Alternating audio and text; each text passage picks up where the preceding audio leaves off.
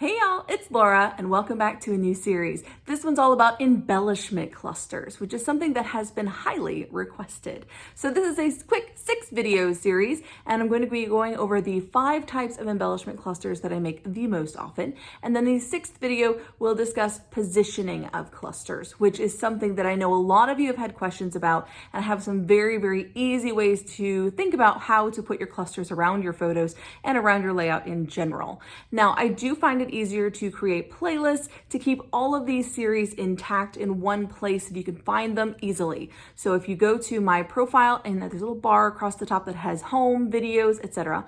And one of them is playlists. And if you click on it, you can find each of my series all compacted into one nice little clean list, which I adore. So there will be a full playlist for this series as well. So if you've missed any of the videos, you can go back and check those out. Now let's jump over to the desk and dive into today's cluster. Okay, so we're starting with the vertical embellishment cluster. And I most often use this one alongside photos and quite often with florals. Not always, but quite often. You can use this particular embellishment cluster in a large way, in a small way. I'm going to show you some examples of both, and then we're going to go ahead and make one together. So here's the first one. This has a 4-photo layout, and I've started a small, or well, medium-sized cluster here to the left of the photos. I have a tendency, I've noticed, to put the largest part in the center. So whatever piece takes up the most attention in the cluster, I tend to put in the center of vertical embellishments. That's not true for all of my clusters, but I have noticed in particular for vertical, that tends to be my choice. So I've started with a large yellow flower in the center. I've added some leaves, some other flowers, some enamel dots, a couple different sizes of flowers spread out from the center, but it has a very vertical look overall. Now this next one is a 9x12 layout, and it has another floral cluster similar to the last one, but much larger. You don't have to stick to small clusters. You can go with large elements like this on your layouts. As long as you're not overpowering the page by having several of these large ones, it's usually fine. So this large piece here helps to draw attention into my photos. That's why it's centered here in the middle. I've had 2 in the center. Now this is a larger one, so I don't just have 1 flower in the center, I have 2. And that's okay. It doesn't matter how many pieces make up your middle, but having a middle makes it much easier to create balance on either side. So I've done a bit of color blocking here by putting purple on top of purple, yellow on top of yellow.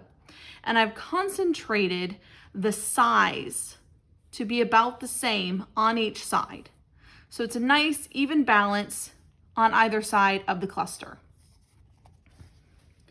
Now this one goes straight down with another floral embellishment cluster, and it's mostly made of fussy cut florals. Now some of these were already created together into clusters, but I've also layered others on top. And one of the things that I liked about this cluster and wanted to show to you was that this cluster of vertical florals doesn't have to be a perfectly straight line. It can curve out, it can weave in between elements in the background, it can have little bits and pieces hanging off the edge. That's totally fine. The overall thought process is simply that the cluster moves from the top to the bottom, usually of the photo, but sometimes of the entire layout. This last example is a much smaller version. So in this case, I've got a little label popped out from the side of the photo. I've added a small puffy title. So this is not the main title, right? This is a subtitle. And just a little flag here. This is a very simple cluster. You don't have to get super detailed with all of these clusters. And I wanted to give you a broad range of ideas on how to do that. So now that we've seen small versions of the clusters, and larger versions of the clusters, I have done some that were from the top to the bottom of the layout even. So that is an option for a very simple background with a heavy cluster instead of creating multiple clusters on the page. So now that we've looked at examples, let's go ahead and put our vertical cluster together.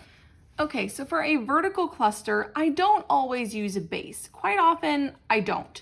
And that's typically because I'm using florals. So instead, I start with a large piece and use that as a base instead. So instead of having a rectangle like I do with the horizontal and often the corner cluster, with a vertical, I tend to just use a large shape and then build from there. So this large floral is a good place to start. I always get questions how to use these large florals or large ephemera pieces. Vertical clusters are brilliant for using up these large shapes. So now what I'm gonna do is I'm gonna start at one side or the other and just start tucking in bits and pieces. So I have another flower, gonna add that, have a little heart, you can go ahead and tuck that in there.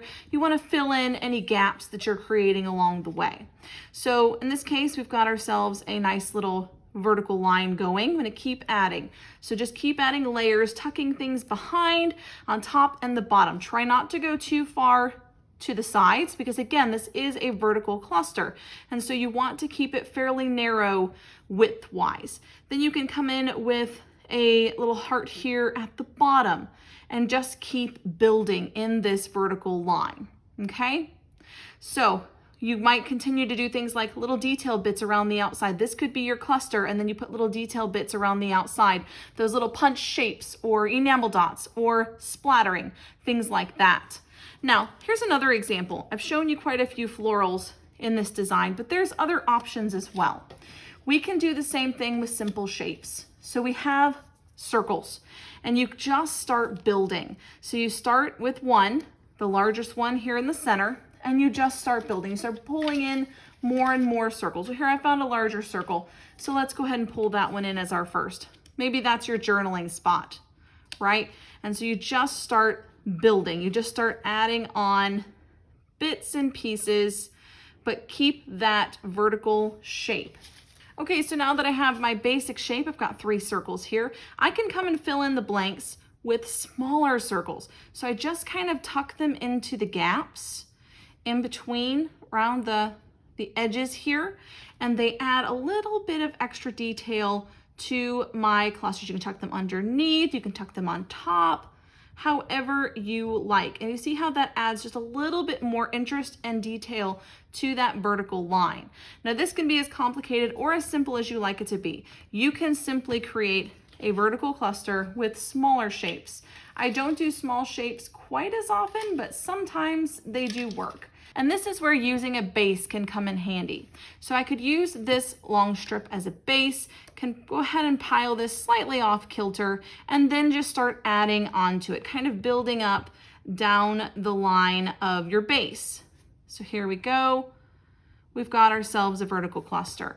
Is it very simple? Yes. Would I put this on a page? Probably not, just simply because these are too similar. But I'm trying to give you just a visual illustration of how you would get started and start building your clusters. This is a vertical. I hope that this video is helpful. Please let me know in the comments below if you have any additional questions about the vertical cluster or the clustering series as a whole. But that's it for me, guys. Until next time, bye.